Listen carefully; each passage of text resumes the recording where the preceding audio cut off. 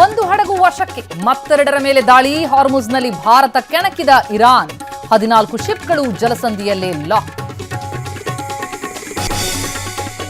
ಯುರೋಪ್ಗೆ Russia master stroke. ತೈಲ ಉತ್ಪಾದನೆ ಕಡಿತ ಮಾಡಲು ನಿರ್ಧಾರ. ಇರಾನ್ಗೆ ಪರೋಕ್ಷವಾಗಿ ಸಾಥ್. ತಮಿಳುನಾಡಿನಲ್ಲಿ ಘಟಾನುಘಟಿಗಳ ಮತದಾನ. ಚಿದಂಬರಂ, ಖುಷ್ಬೂ ಸೇರಿ ಹಲವರಿಂದ ಹಕ್ಕು ಚಲಾವಣೆ.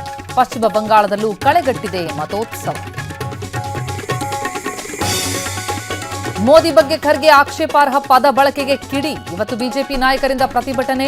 ಎಐಸಿಸಿ ಅಧ್ಯಕ್ಷರ ಕ್ಷಮೆಗೆ ಪಟ್ಟು.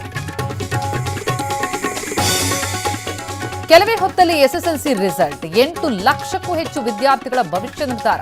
ತೃತೀಯ ಭಾಷೆ ಹಿಂದಿಗೆ ಅಂಕ ನೀಡಲು ನಿರ್ಧಾರ. ಬೆಂಗಳೂರಿನಲ್ಲಿ ಇವತ್ತು ನಾಳೆ ಸಿಇಟಿ ಪರೀಕ್ಷೆ. ಕೇಂದ್ರಗಳ ಸುತ್ತಮುತ್ತ 200 ಮೀಟರ್ ವ್ಯಾಪ್ತಿಯಲ್ಲಿ ನಿಷೇಧಾಜ್ಞೆ. ಜೆರಾಕ್ಸ್ ಅಂಗಡಿಗಳು ಬಂದ್. ದಿನದಿಂದ ದಿನಕ್ಕೆ ಹೆಚ್ಚಾಗ್ತಾ ಇದೆ ತಾಪಮಾನ. ಹಣ್ಣು ಜ್ಯೂಸ್ಗಳ ಮೊರೆ ಹೋದ ಜನ. ಸುಡು ಬಿಸಿಲಿನ ಬಗ್ಗೆ ಎಚ್ಚರಿಕೆಯಿಂದಿರುವಂತೆ ವೈದ್ಯರ ಸಲಹೆ.